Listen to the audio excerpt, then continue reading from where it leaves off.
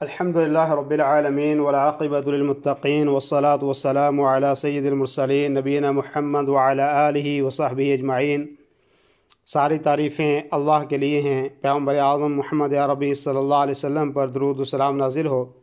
جیسا کہ آپ جانتے ہیں کہ امام نووی رحمہ اللہ کی کتاب جو 40 احادیث کا مجموعہ ہے، اس کی مختصر ہم شرح کر رہے ہیں، اور آج جس حدیث کو ہم پڑھیں گے وہ حدیث نمبر 23 ہے، جس میں اس چیز کا ذکر ہے کہ وضو، ذکر، نماز، صدقہ، صبر اور تلاوت قرآن کے کیا فضائل ہیں۔ یہ حدیث بھی بہت عظیم حدیث ہے، لیکن سب سے پہلے ہم حدیث کو پڑھتے ہیں اور اس کے بعد انشاءاللہ اس کی مختصر وضاحت کریں گے۔ عن ابی مالک الحارث بن عاصم الاشعری رضی اللہ عنہ قال قال رسول اللہ صلی اللہ علیہ وسلم الطہور شطر الایمان والحمد للہ تملأ المیزان وسبحان اللہ والحمد للہ تملأان او تملأ ما بین السماوات والارض والصلاة نور والصدقة برہان والصبر ضیاء والقرآن حجة لك او علیک کل الناس یغدو فبائع نفسه فمعتقها او موبقها رواہ مسلم۔ ابو مالک اشعری رضی اللہ عنہ کا بیان ہے کہ رسول اللہ صلی اللہ علیہ وسلم نے ارشاد فرمایا، طہارت نصف ایمان ہے، اور الحمدللہ میزان کو بھر دے گا، اور سبحان اللہ اور الحمدللہ یہ دونوں آسمان اور زمین کے درمیان کی وسعتوں کو بھر دیں گے، اور نماز نور ہے، صدقہ دلیل ہے، صبر روشنی ہے، قرآن حجت ہے تیرے حق میں یا تیرے خلاف۔ ہر شخص صبح کرتا ہے تو اپنے نفس کو بیچ کر یا آزاد کر لیتا ہے یا ہلاک کر لیتا ہے۔ اس حدیث کو امام مسلم رحمہ اللہ نے روایت کیا۔ یہ حدیث بھی بہت عظیم حدیث ہے اور اسلام کی ایک بنیاد اور دین کے بہت سے اہم قواعد پر مشتمل ہے۔ طہارت کو یہاں پہ یہ کہا گیا ہے کہ ایمان کا وہ حصہ ہے اور ایمان کا جز قرار دیا گیا ہے۔ طہارت کی بہت عظیم فضیلت ہے، اور ایک طہارت تو یہ ہے جس کو ہم باطنی پاکی یا باطنی طہارت کہتے ہیں، کہ آدمی اپنے آپ کو شرک اور بدعات اور گناہوں سے اور معصیت سے پاک رکھے۔ اور ایک ظاہری پاکی ہے، جیسے کہ آدمی باوضو رہے، اپنے جسم کو پاک رکھے، اپنے کپڑوں کو پاک رکھے۔ گویا کہ اس روایت میں جسمی طہارت بھی مراد ہے اور قلبی طہارت بھی مراد ہے، اور گویا کہ دونوں اس حدیث کے اندر بیان کیے گئے ہیں، دونوں کا بیان اس حدیث کے اندر ہے۔ اور فرمایا کہ الحمدللہ اور سبحان اللہ کے ذریعے سے اللہ کا ذکر کرنے میں بے شمار اجر اور ثواب ہے۔ اور الحمدللہ میں آپ جانتے ہیں کہ اللہ کے لیے تمام اوصاف کمال کا اثبات اور ہر ظاہری اور باطنی نعمت پر شکر گزاری پائی جاتی ہے، اور تعریف کے جو الفاظ ہیں ان تمام میں سب سے بہتر جو لفظ ہے وہ الحمدللہ ہے۔ اور اسی طرح فرمایا کہ سبحان اللہ، تو سبحان اللہ میں ہر نقص و عیب اور مخلوق کی مشابہت سے اللہ رب العالمین کی تنزیہ اور تقدیس کا اعتراف کیا گیا ہے۔ اور حدیث میں نماز کو نور کہا ہے۔ اس کی عظمت اور اس کے فضائل کی وجہ سے اور اس کے فضائل میں اور مزید اضافہ کرنے کے لیے کہا گیا ہے۔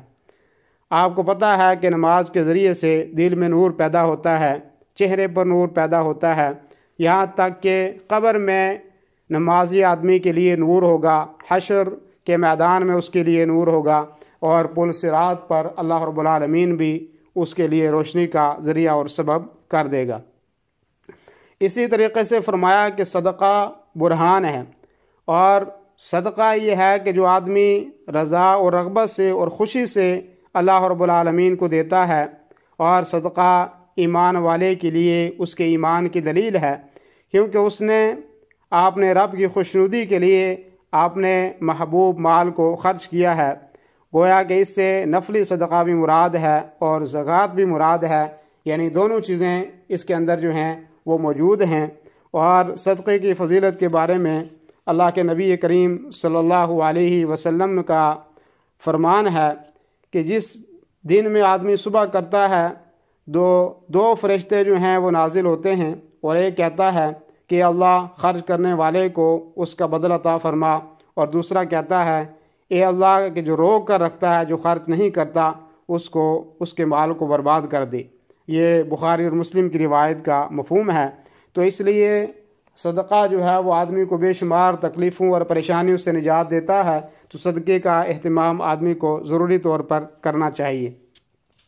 اسی طریقے سے فرمایا گیا کہ صبر جو ہے وہ انسان کے لیے روشنی ہے، تو صبر انسان کے لیے روشنی کا ایک ذریعہ ہے۔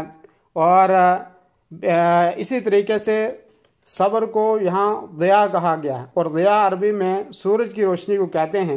اور آپ پڑھیں گے کہ کیونکہ سورج میں ایک قسم کی تپش ہوتی ہے، اور اسی طریقے سے صابر آدمی جو ہوتا ہے وہ اپنے نفس کو دبا کر، اپنے نفس کے اوپر مشقت ڈال کر اور اپنی مرضی کے خلاف کر کے اپنے مال کو اللہ تعالیٰ کے راستے میں خرچ کرتا ہے، اس لیے جو ہے اس کو جو ہے وہ ضیاء کہا گیا ہے۔ اور اللہ تعالیٰ نے صبر کا حکم ہمیں دیا ہے، اور صبر کرنے والوں کو اللہ رب العالمین نے فرمایا کہ بے حساب اجر و ثواب ہے ان کے لیے، اور ان سے جنت کا وعدہ بھی اللہ رب العالمین نے کیا ہے۔ صبر کی 3 قسمیں ہیں، شاید پہلے میں نے اس کی وضاحت کی ہوگی یا نہیں۔ ایک تو یہ ہے کہ اللہ رب العالمین کی اطاعت پہ صبر کیا جائے، دوسری یہ ہے کہ اللہ کی معصیت سے صبر، اور تیسری یہ ہے کہ اللہ کی قضاء و قدر کے اوپر جو ہے وہ صبر کیا جائے۔ اللہ کی اطاعت پر صبر کرنے کا مطلب کیا ہے کہ انسان اپنے نفس کو اللہ کے حکموں کا پابند بنائے اور اس کے اوپر جو ہے ثابت قدم رہے۔ اور اللہ کی معصیت سے صبر کرنے کا مطلب یہ ہے کہ اللہ کی رضا کی خاطر اپنے آپ کو گناہوں اور نافرمانیوں سے جو ہے وہ بچاتا رہے۔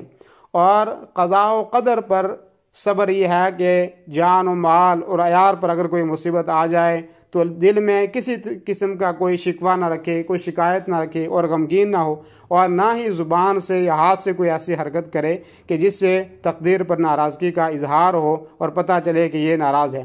اور یہ یقین رکھے آدمی کہ جو مصیبت آتی ہے وہ ٹل نہیں سکتی، اور اللہ سے اس مصیبت جو اس کو مصیبت پہنچی ہے اس پر اللہ سے اجر و ثواب کی امید بھی رکھے۔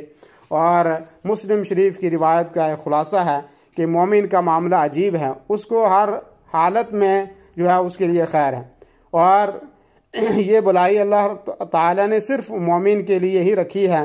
اگر اس سے کوئی نعمت ملتی ہے تو وہ شکر کرتا ہے اور یہ اس کے حق میں بہتر ہے، اور فرمایا کہ اگر کوئی مصیبت پہنچتی ہے تو صبر کرتا ہے اور یہ بھی اس کے حق میں جو ہے وہ بہتر ہے۔ اسی طریقے سے یہاں پہ کہا گیا کہ قرآن پاک اپنے عمل اور متبع کے لیے حجت ہے۔ اس کا کیا مطلب ہے کہ قیامت کے دن قرآن جو ہے اس کے پڑھنے والے کے لیے سفارش کرے گا، اور جو آدمی قرآن مجید کا اہتمام نہیں کرتا ہے، اس کو نہیں پڑھتا ہے، وہ قرآن اس کو جہنم کی طرف لے جائے گا۔ اور سلف صالحین میں سے کسی کا ایک قول ہے، انہوں نے کہا کہ جو بھی قرآن مجید کے ساتھ بیٹھا یا تو کوئی نفع لے کے جائے گا یا خسارہ لے کر اٹھے گا۔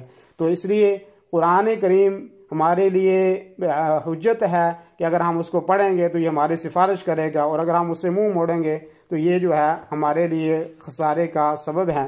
اور اسی طریقے سے فرمایا کہ سارے لوگ جب صبح کرتے ہیں تو محنت و مشقت میں لگ جاتے ہیں، لیکن کسی کی مشقت اس سے ہلاکت کی طرف لے جاتی ہے، اور کسی کی مشقت جو ہے اس کو نجات کی طرف لے جاتی ہے۔ اور جو شخص اللہ کے حکم کے مطابق قد و کاوش کرتا ہے وہ اپنے آپ کو اللہ کے عذاب سے بچاتا ہے، اور جو شخص اس کے برخلاف شیطانی راہوں پر گامزن ہوتا ہے تو وہ اللہ کے غضب کو دعوت دیتا ہے، اور وہ ذلیل بھی ہوتا ہے اور ہلاکت میں بھی وہ پڑ جاتا ہے۔ تو یہ آج کی حدیث کا مختصر ترجمہ تھا اور اس کی مختصر وضاحت تھی۔ اللہ رب العالمین ہماری حفاظت فرمائے۔ جزاکم اللہ خیر، وصلی اللہ وسلم علی نبینا محمد وعلی آلہ وصحبہ اجمعین۔ والسلام علیکم ورحمۃ اللہ وبرکاتہ۔